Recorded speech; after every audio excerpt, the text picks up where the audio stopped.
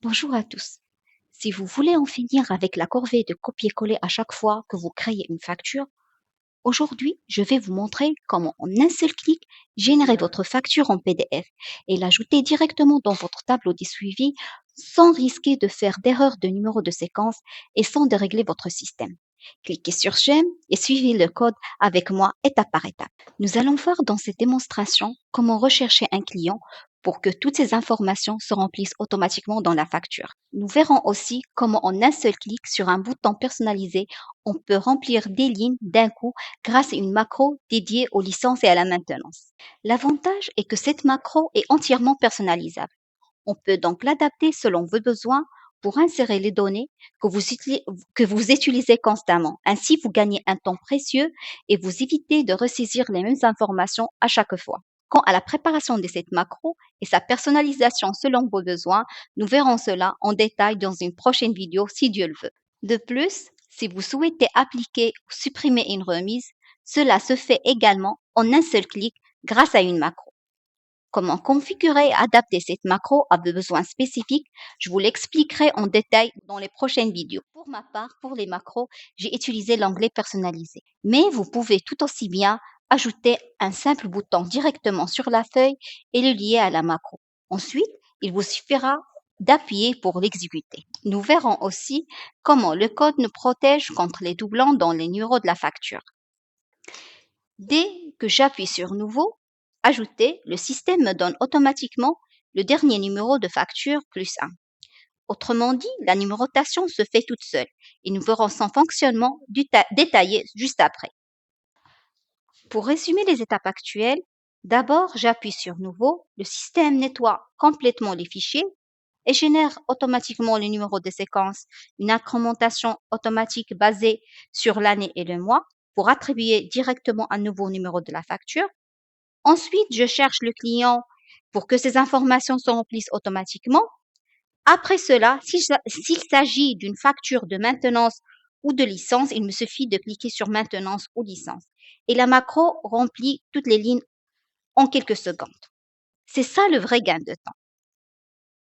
Vous pouvez tout aussi bien personnaliser le contenu en choisissant les lignes, les produits, les descriptions ou les prestations que vous souhaitez insérer. Vous pouvez aussi appliquer ou enlever des remises en un seul clic et vous pouvez même intégrer votre propre en-tête et pied de page personnalisé dans la facture. Dans cette vidéo, je vais vous expliquer en détail comment concevoir tout cela sur Word, puis le convertir en PDF, puis en image avant d'utiliser Photopea pour supprimer le fond blanc et l'intégrer très facilement dans votre fichier Excel. Si vous préférez un papier en tête encore plus professionnel, vous pouvez le concevoir sur Adobe Illustrator, Adobe Photoshop ou tout autre logiciel de design professionnel, pour ensuite le fusionner avec votre facture. Enfin, vous exportez la facture en PDF. Nous verrons aussi comment transférer automatiquement les données vers deux tableaux de suivi différents. Dans ce suivi, vous pouvez même ajouter une colonne Consulter. En un seul clic sur Consulter, la facture s'ouvre directement au format PDF. Grâce à cela, vous pouvez archiver et retrouver n'importe quelle facture très facilement. Prenez une feuille et un stylo et suivez cette série étape par étape pour créer ce fichier professionnel de votre propre main. Regardez avec moi. Nous allons ouvrir une page blanche, Excel, complètement vide, et nous allons bâtir ce système de zéro ensemble.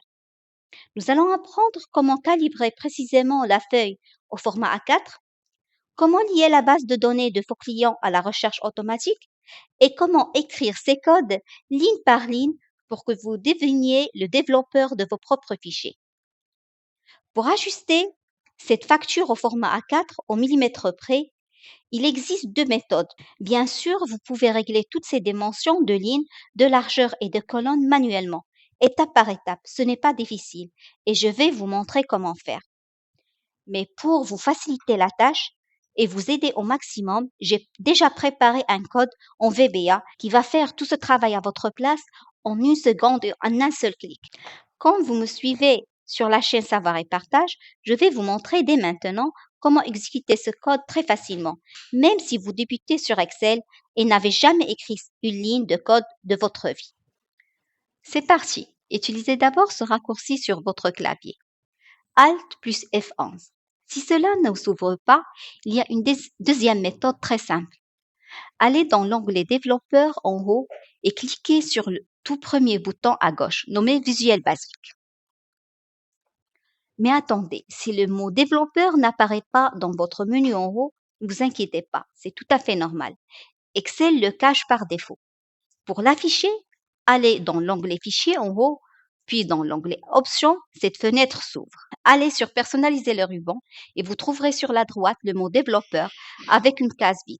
Cochez-la comme ceci, cliquez sur OK et l'onglet apparaîtra immédiatement en haut.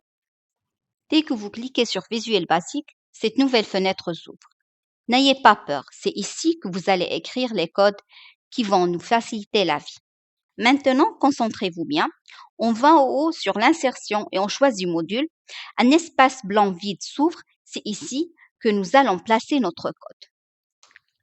Où trouver ce code? C'est très simple.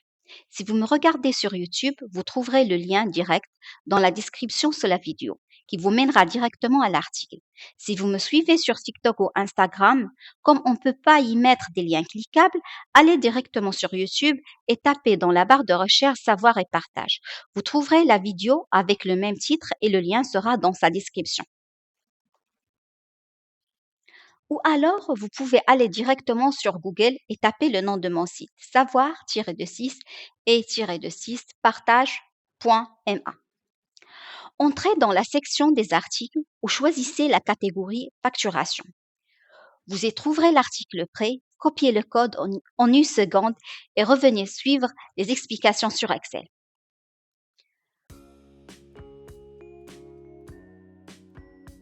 Ensuite, je colle le code copié dans le module que je viens d'insérer. Maintenant, écoutez-moi attentivement. Ce code, nous n'allons pas le lier à un bouton sur l'écran Excel, car nous n'aurons pas besoin de l'exécuter qu'une seule fois pour préparer notre espace de travail. Évidemment, les prochains codes que nous verrons plus tard, comme celui qui génère le PDF, seront liés à des boutons dédiés. Continuons notre travail étape par étape pour configurer la feuille de notre choix. Regardez avec moi. Dès que le code s'exécute, le système configure tout ça instantanément.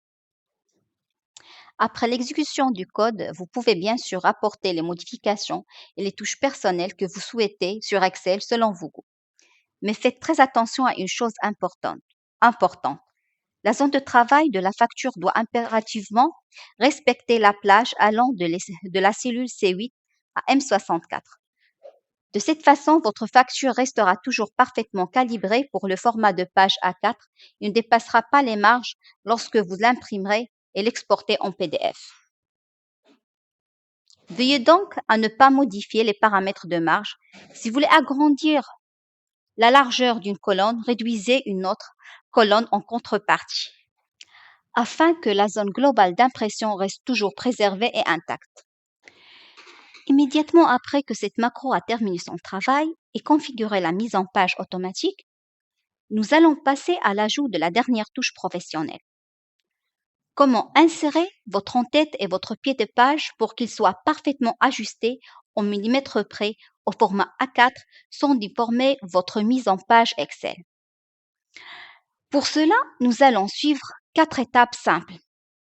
Première étape, nous allons sur Microsoft Word pour préparer le format. Allez dans l'onglet Mise en page, puis Taille et choisissez le format A4. Ensuite, allez dans les marges et sélectionnez Marge personnalisée. Ici, réglez toutes les marges, haut, bas, gauche, droite à 0 cm pour que votre design colle parfaitement au bord de la page. Placez votre logo, vos informations et vos éléments graphiques en haut et en bas. Puis, utilisez cette astuce.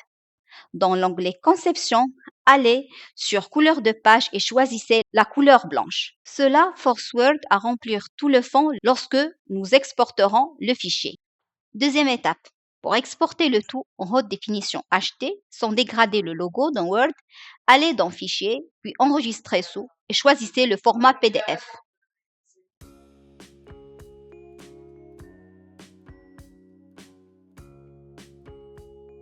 Ensuite, vous convertirez ce PDF en une image GPG de haute qualité.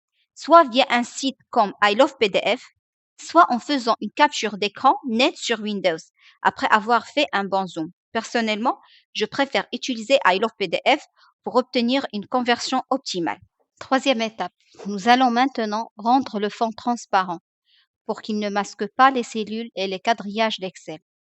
Connectez-vous sur le site gratuit photopia.com et déposez-y votre image, l'image GPG, pas le PDF.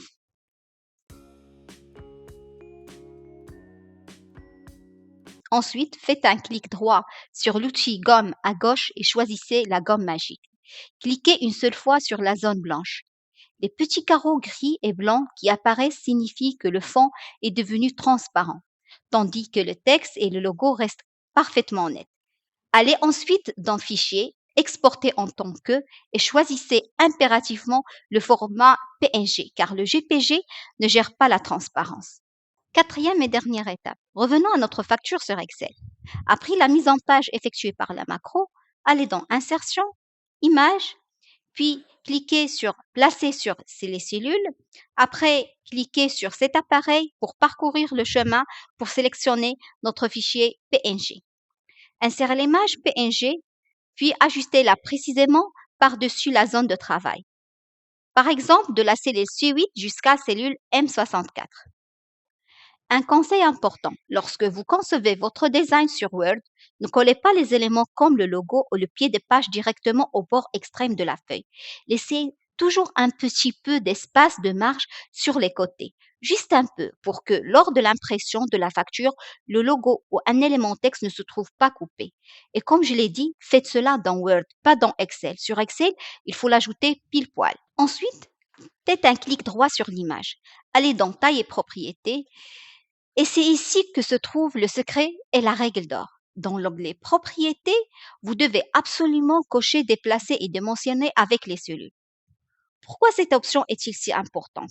Parce que, une fois activée, même si vous modifiez par la suite la hauteur d'une ligne ou la largeur d'une colonne, l'image va se déplacer, s'agrandir ou se réduire automatiquement avec elle.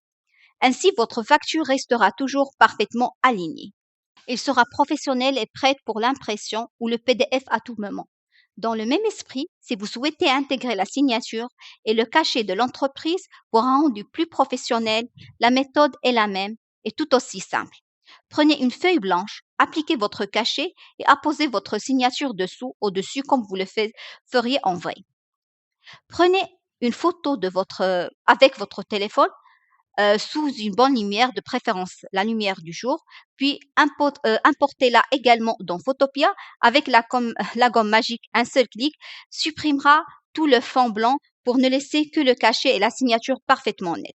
Exportez-la au format PNG et insérez-les dans Excel à l'emplacement souhaité.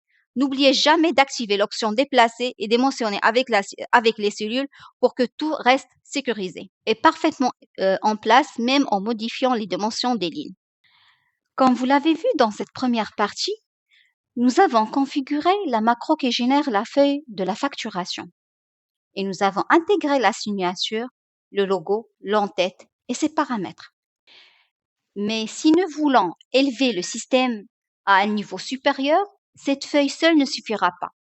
Il faut lui ajouter une feuille de configuration, une feuille pour les enveloppes. Pour faire cela, sans risquer de conflit de noms dans les plages nommées ou avec d'anciens codes qui pourraient bloquer le fichier, la solution la plus simple et la plus efficace consiste à supprimer toutes les feuilles que nous avons créées au début, la feuille de facture, de test que nous avons testée, et à effacer également l'ancien code VBA. Avant de supprimer la feuille de facture, cliquez sur Ajouter une nouvelle feuille, puis allez à la feuille de facture, de test et supprimez-la afin de nettoyer complètement le fichier Excel. Nous allons ensuite insérer la nouvelle macro globale qui va tout créer d'un coup proprement en partant de zéro. Supprimons donc les anciennes feuilles. Une remarque pour les personnes qui nous rejoignent en cours de route. Ils n'ont pas fait le premier test, c'est-à-dire que leur fichier est encore vide et qu'ils n'ont ajouté ni feuille de facture ni code. Vous arrivez au bon moment. Vous n'aurez rien à supprimer et vous n'aurez pas besoin de copier la première macro. Vous irez directement sur le deuxième article pour récupérer cette nouvelle macro globale qui complète et qui rassemble le tout. C'est elle que vous allez coller dans l'éditeur VBA pour l'exécuter. Laissez-moi maintenant vous présenter cette macro magique. En un seul clic, il va vous créer 3 feuilles de calcul interconnectées et toutes prêtes. La feuille de facture, parfaitement calibrée pour l'impression A4 au millimètre près, la feuille de configuration paramètres qui contient la base de données des clients et des tarifs et la feuille enveloppe dédiée à la logistique des courriers et aux envois postaux. Si vous débutez et souhaitez comprendre comment construire ces tableaux et ces cellules, étape par étape, avec leur emplacement précis, j'ai mis à votre disposition un guide textuel complet et détaillé sur notre blog Savoir et Partage. Mais si vous voulez gagner du temps, l'article contient le code prêt à l'emploi. Il vous suffit de le copier et de le coller, comme je vais vous le montrer maintenant. Suivez bien la méthode. D'abord, allez sur l'article via le lien dans la description de la vidéo et copiez le code global que j'ai déposé. Ensuite, revenez sur votre fichier Excel et appuyez sur Alt plus F11 sur votre clavier. Allez dans l'onglet Développeur puis Visuel Basique pour ouvrir l'éditeur VBA. Allez dans l'insertion puis Module et collez l'intégralité du code. Ceci s'adresse à ceux qui n'avaient pas fait le premier test. Pour ceux qui avaient déjà inséré un module, ils ont déjà supprimé l'ancien macro, ils vont simplement coller celle-ci à sa place.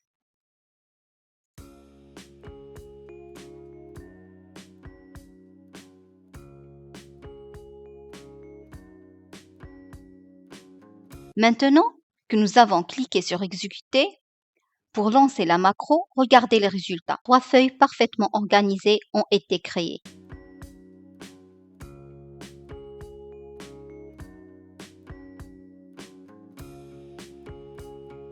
Nous allons attribuer des noms internes aux feuilles dans VBA. Cette étape est très importante car il permet aux macros de continuer à fonctionner même si quelqu'un modifie le nom visible des feuilles dans Excel. Ainsi, tout le système reste stable et fiable. Regardez attentivement. La première chose à faire est de copier le nom de l'onglet de la facture en bas. Ensuite, allez dans l'onglet Développeur et cliquez sur Visuel Basique. Regardez ici à gauche, dans l'explorateur de projet VBA, vous trouverez le dossier Microsoft Excel Objet qui contient la liste de toutes les feuilles présentes dans le fichier. Sélectionnez la première feuille, celle de la facture, en cliquant une fois dessus. Descendez ensuite dans la fenêtre des propriétés, juste en dessous sur la toute première ligne, là où il est écrit Name entre parenthèses, collez le nom que vous venez de copier pour lui attribuer l'identifiant interne facture. Note importante, si cette fenêtre des propriétés n'apparaît pas chez vous, pas de panique. Je vais la fermer sous vos yeux pour vous montrer comment la réafficher. Allez dans le menu Affichage en haut et cliquez sur Fenêtre Propriétés. Ou utilisez le raccourci en appuyant sur la touche F4 de votre clavier. Et la voilà de retour. Passons maintenant à la deuxième feuille qui correspond aux paramètres des clients et des prix. Cliquez dessus. Et de la même manière, allez sur la première ligne pour lui attribuer son nom interne. Nous répétons exactement la même opération pour la troisième feuille des enveloppes. Cliquez dessus et modifiez son name dans la fenêtre de propriété en enveloppe. Grâce à cette étape simple, même si un utilisateur s'amuse plus tard à renommer les onglets en bas dans Excel, nos codes resteront liés à ces noms internes et le système ne subira aucune erreur.